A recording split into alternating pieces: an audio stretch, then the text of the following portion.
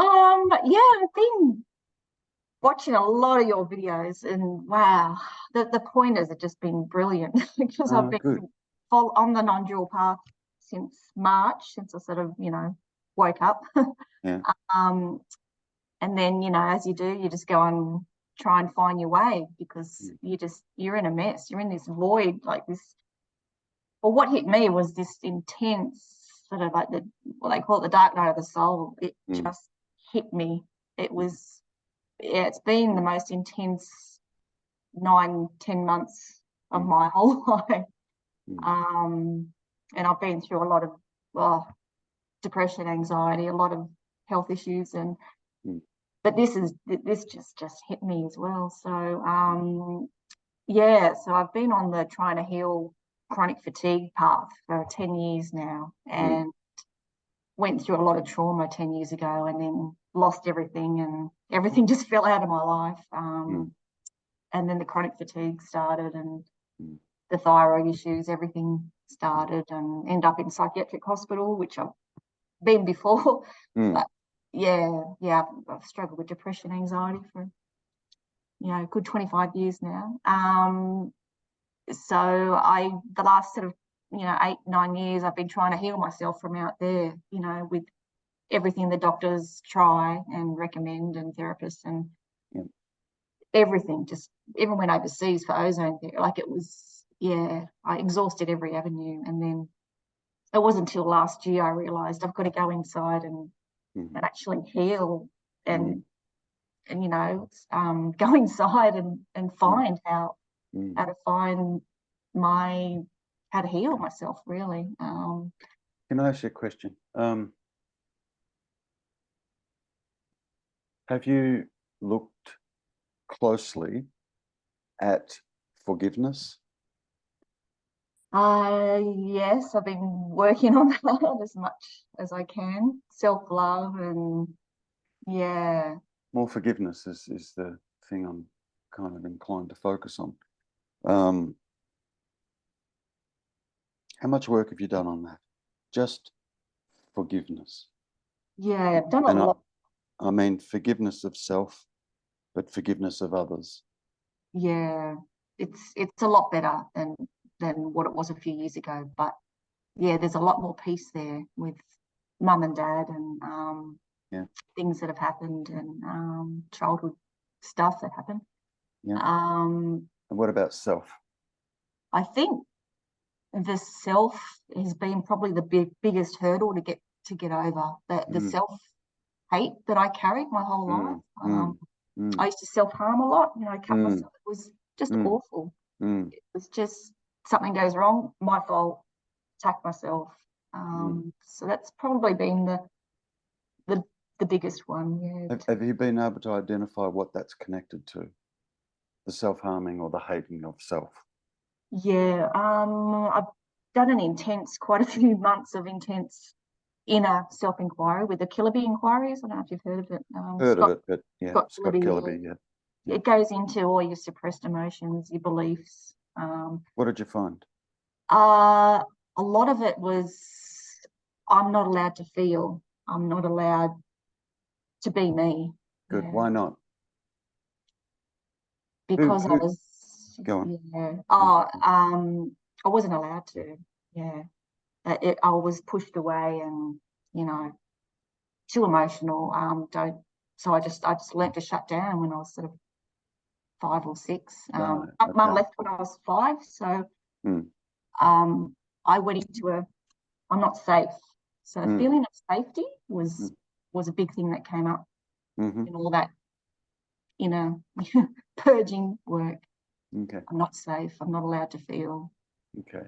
So was that your responsibility? No, not at 5. Yeah. Not at all, yeah? Yeah. Okay. So what about your dad? What happened with him? He didn't want to know about any emotions. He had 6 kids to look after. He just went into survival mode and just, work, push me away. Yeah. So I just learned, okay, shut down, don't express myself. Just, that's how I'm going to survive. So that's. Okay. And that might have been a reasonable coping mechanism at 5, but Yeah. you're still doing it. Yeah. Can you see that? Still doing it now. Yeah. Yeah. Are you not? Only you can know. I'm assuming you're still doing it now from what you've told me. Yeah. Yeah. So it's not rational, is it? No. Yeah. I still feel anxiety every day. I still feel unsafe. It's still, Yeah. it's still there. Yeah. Okay. So can you see that your perception on what has occurred is faulty? Yeah. Yeah. As an adult, I'm talking about. Yeah. And how you're currently operating, it's faulty. Yeah. It's not true. It's not correct. In fact, I go as far as to say it's wrong. Yeah. Yeah. But Yeah. now I can say that, but you need to be able to see that. Yeah. Yeah. That's just the truth. Yeah. Yeah. If you can truly see that, you let yourself off the hook. Mm. Like completely let yourself off the hook. It's irrational. For a 5-year-old, absolutely. Because we have no skills. At 5, we don't know what to do at 5 years of age, 6 years of age. Yeah. So we do. This coping mechanism. I'll hide. I'll just hide. If Yeah. nobody can see me, everything will be okay. Yeah. Yeah. Yeah. Now, I'm talking to you from my own experience. From my own experience. So what I'm saying to you is I understand. I absolutely get it. I totally understand. Yeah. As a 5-year-old, 6-year-old, we don't know what else to do. Yeah. But the problem with that is we hang on to that. We hang on to that coping mechanism right up till adulthood. And we're still operating from that coping mechanism. Okay. All right. Now, what can you do to take responsibility for yourself today as an adult? What can you do? Firstly, the first thing to do would be to say, hang on a minute, I'm hanging on to a coping mechanism that got created when I was 5 years of age due to no fault of my own at all. That's all you knew how to do. Do you know what I mean? Yeah. But is that now serving me? And the answer is No. like it's not. Yeah. It's not. Yeah. So you have to take responsibility for that. No one else, because it's happening in you. Yeah. It's happening in you as look, it's only happening in you as an idea and a belief. Yeah. Okay. That's all. Right? The idea today is wrong. And also the belief is wrong. You don't need to hide today. You're a big girl. Do you know what I mean? You're a big girl. You're an adult. You can actually take responsibility for yourself. Yeah. But if you see, that's why I started off with forgiveness. Have you forgiven your parents truly? Truly. Have you forgiven your mum for leaving you and your dad for not giving you any attention? I know intellectually you can reason it out and say, oh, well, I don't know about your mum, but with your dad, you can say, oh, well, he did his best. He had 6 kids. He was a bit emotionally shut down. It must have been traumatic for him to lose his wife. You can do all that. Yeah. Yeah. Which sounds reasonable. Yeah. But then what you have to do is then you have to go to the feeling. How do I still actually, even knowing that, how do I still actually feel about it? Well, I still feel the need to hide. You know what I mean? So, reasoning it out as to why things occurred is very, very, very different from forgiving. Yeah. From forgiving.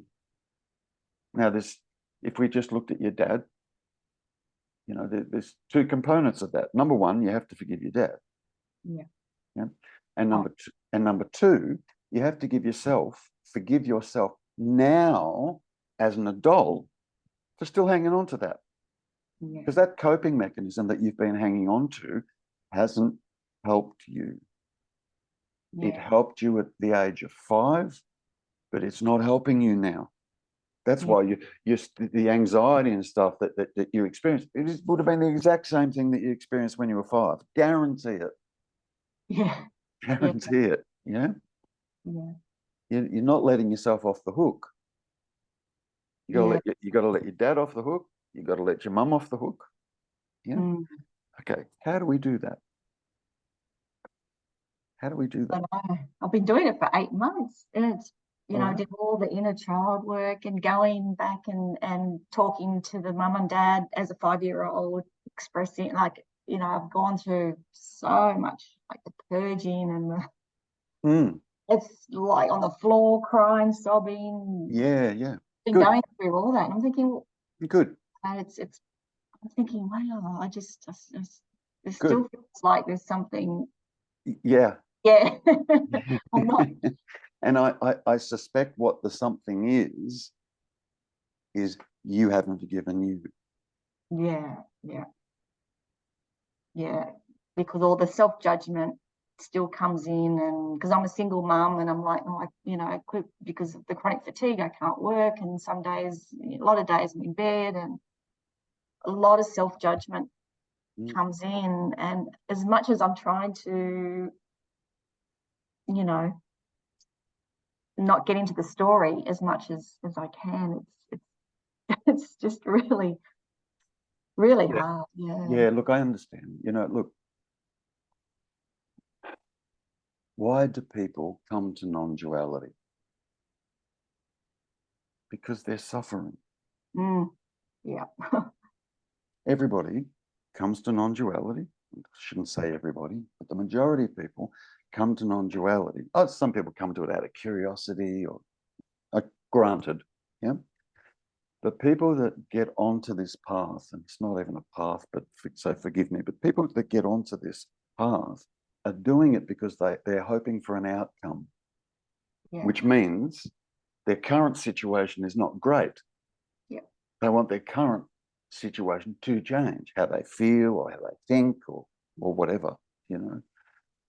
You know, and it sounds great when you hear people talk about non-duality. Oh, it is. You know, it's joyful, you're free, blah, blah, blah, blah. You know, that, yeah, it sounds attractive. Yeah. Yeah. If we don't do some of that inner work first, then we're on the path for the wrong reason. We're on the path to feel better. Yeah. That's why we're on the path. We want to get something out of it. What that does is it keeps personal self well and truly in place. Whom wants to feel better? And you'll stay on the path forever that way. Yeah. You'll stay on the path forever because the whole idea is seeing through or past personal self. Yeah. Yeah. Okay. So instead of doing this, what we're doing now, right? Instead of doing the non-dual thing, which I haven't even touched on yet, I don't know if you've noticed, right? But instead of doing the non-dual thing in the hope, or even in the belief, yeah, that something's going to happen and you know, Linda is going to feel better. Yeah. Yeah. It's the wrong approach. Yeah. Completely the wrong approach. Okay. Now, I'm asking you to let go of that approach. Yeah. Which is going to be difficult. You're going to have difficulty letting go of that because you've been hanging on to this, hoping that it was going to do something for you. Okay. So, so from the get-go, I'm asking you to let go of that, because that's not the right way. Yeah. Okay. And you're going to have a little bit of reluctance letting go of that. Yeah. Because you've put time into this. You know, you've been That is- studying this and you've been doing this and looking at videos and reading books and chasing different non-dual teachers. Like, you're invested in it. Yeah. Good. I'm asking you to let go of the investment. Yeah. Yeah. And all the courses and things, like, you know, I hear someone, I buy the book and I know. I have been on the spiritual path. All of that's fine. You can Yeah. still continue to do it, but I want you to do it for the right reason, not the wrong one. Yeah. Yeah. Okay? I haven't even said what the right one is yet. I've just highlighted the wrong one. If we're doing it to make personal self feel better, it never happens. Yeah. It can never happen. Because the whole idea of this is seeing through this idea of a personal self, and we discover there isn't one. Yeah. Now, if there's not one there, then there is no problem for an apparent personal self, is there? If there's not a personal self there, then nothing can happen to the personal self. Mm. Do you understand? Yeah. Yeah. Exactly. Yeah. Good. Then it can get a little bit scary. We can sort of get to a point and go, oh, but if I let go of myself, my personal self, who will I be? How will I operate? How will I function? Blah, blah. That's just another phase of it. It's just another part of it. You understand? Yeah. Yeah. But before we get there, who will I be? Oh my God, if I let go of person, yeah. Yeah. Before we get there, you've got to have the right motive for doing this in the first place. And if you're doing it to heal personal self, it won't work. Yeah. Yeah. It just won't work. Yeah. That's why I kind of touched on, okay, forgiveness. What have you been doing? Blah, blah, blah, blah, blah. Yeah. Yeah. And I'm not against that. I'm not against that at all. Yeah. Sometimes we can be operating from, you know, incorrect ideas, incorrect beliefs, and so on and so forth. And it can be so full on that it doesn't leave any room to truly explore non-duality. Yeah. Just doesn't leave the room. Do you know what I mean? Yeah. Yeah. Because it's like a trap, because yeah. I'm like, okay, I'll put a YouTube video on while I'm getting the kids breakfast, and then I'm like, no, I need to be present, and it's like this trap that, oh, but I'm still trying to fix myself, and then Good. Right there. Let's just look at that. I need to be present. Mm. Try not being present. Yeah. Is that even possible? I want you to just ponder this for a second. Yeah. Is it even possible to not be present? Just sit with this for a second. Possible to not.